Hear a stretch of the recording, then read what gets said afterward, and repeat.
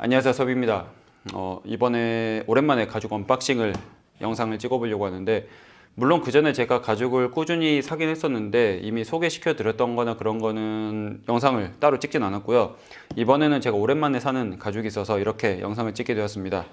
한번 뜯어볼게요.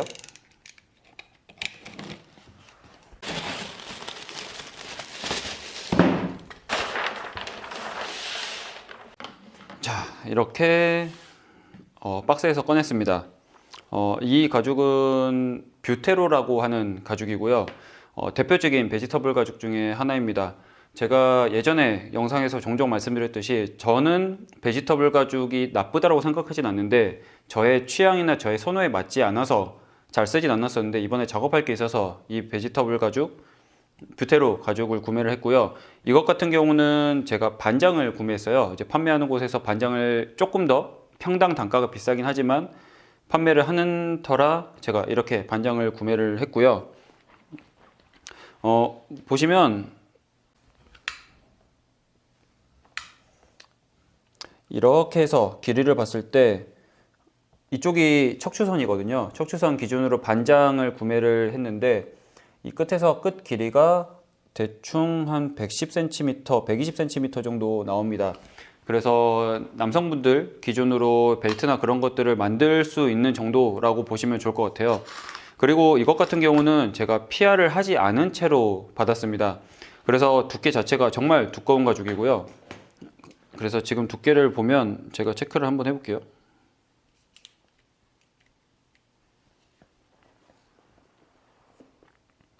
(2.6)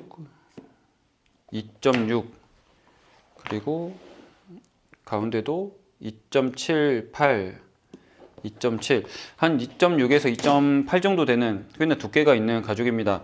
보통은 이 두께를 그대로 쓰는 경우도 있긴 한데 PR을 해서 조금 더 두께를 줄여주고 무게를 줄여주는 상태로 사용하는 경우도 꽤나 많고요.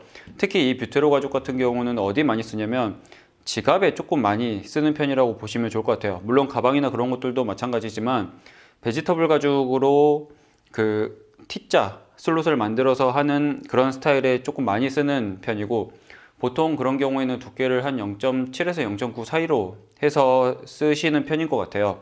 저도 가끔 작업을 하다 보면 이런 힘이 있는 스타일의 뷰테로 가죽이나 아니면 다코다 이런 스타일의 가죽들을 0.7에서 0.9 사이로 PR을 해서 카드 지갑이나 그런 걸 종종 만들곤 합니다. 기본적으로 이 가죽은 힘이 매우 있는 편이고요. 뒤집기가 안 되는 가죽이라고 보시면 돼요. PR을 하더라도 구기고 나면 이 구김에 대한 그 회복성이 없기 때문에 이거는 뒤집는 가방에는 어렵고, 조금 바깥쪽으로 아웃스티치가 많이 들어가 있다든지 조금 빳빳하게 힘을 잡아주는 스타일의 가방이나 그런 소품들을 만들어줄 때 조금 더 유리하다고 보실 수가 있습니다. 대부분의 베지터블 가죽 같은 경우는 보통 수분에 조금 약한 편이에요. 대표적으로 뭐 생지도 마찬가지인데, 제가 이것을 구매하기 바로 직전에 생지를 구매를 했었거든요. 그걸 제가 한번 들고 와 볼게요. 네, 이게 제가 4, 5일 전에 또 필요해서 구매했던 생지고 아직 쓰진 않았습니다. 이럴 줄 알았으면 이걸 같이 샀었는데 어찌됐든 이 생지 같은 경우는 제가 한 장을 구매했고요. 자, 이렇게 보시면 이거는 이제 한 장입니다. 반장이 아니라 한 장을 구매했고요. 이제 천연 가죽이다 보니 부위에 따라서 비정형적으로 생겨 있는 경우들이 있어요. 이것도 보시면 이렇게 이쪽이 척추선이 되어 있고 이 등주름이 그대로 드러나 있는데 이쪽은 조금 잘라져 있는 것을 보실 수가 있습니다. 만약에 뷰테로를 제가 한 장을 샀으면 이것과 같이 척추선 기준으로 해서 이만큼이 더 있었을 건데 굳이 필요하지 않아서 구매를 하진 않았고요.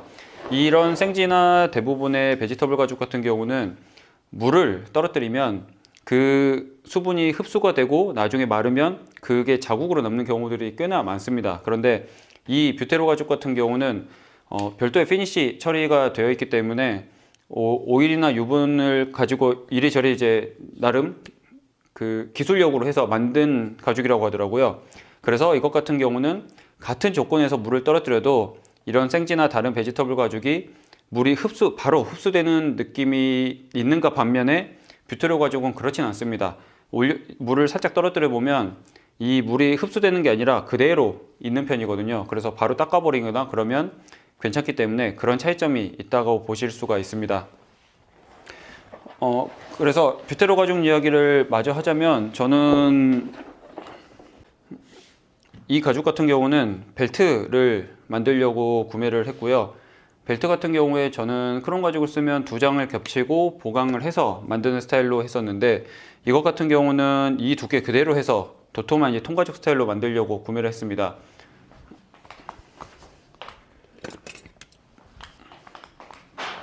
그리고 버클 같은 경우는 그 손님이 이 버클들을 어디서 구해 오셔서 이걸로 좀 투박하게 만들어 달라고 하셔서 제가 이렇게 보통 잘 사지 않는 그런 뷰테로 가죽을 구매를 했고요. 이 뷰테로 가죽 같은 경우는 보면 평수가 9평입니다. 9평. 그러면 30cm에 30cm 해서 9개 정도의 면적이라고 보시면 되고, 보통 내추럴 가죽, 천연 가죽이기 때문에 이런 상처 자국들이 중간중간 있는 것을 보실 수가 있습니다. 뭐 이거는 피할 수는 없어요. 아무리 내가 깨끗한 걸 찾으려고 하더라도 정말 좋은 거, 정말 흠집 하나 없는 거, 이런 것들은 보통 이제 대량 구매를 하는 그런 쪽으로 많이 들어가지, 소매로 내려오는 경우는 그렇게까지 많지는 않거든요. 그나마 이 정도면은 정말 품질이나 이런 것들이 좋은 편이라고 볼 수가 있고요. 이런 상처 자국이 그리 크게 나 있지 않기 때문에 충분히 피해서 쓰면 될 것 같습니다. 그리고 마저 소개해 드리자면,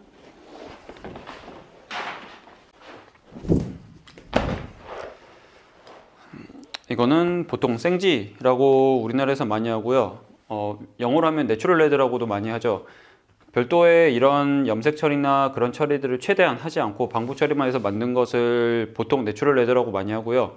제일 대표적으로 알고 있는 거는 루이비통에서 모노그램 캔버스와 같이 조합해서 쓰는 그런 가죽이라고 보시면 좋을 것 같습니다.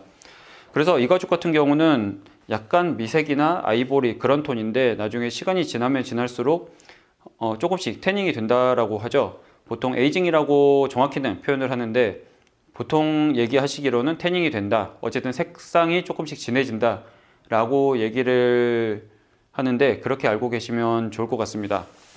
이것 같은 경우는 제가 이제 소품이나 가방이나 그런 부분들을 만들기 위해서 구매를 했고, 그리 많이 쓰진 않아서 제가 자주 쓰진 않았는데 원래 쓰던 게 다 이제 떨어져서 구매를 했습니다.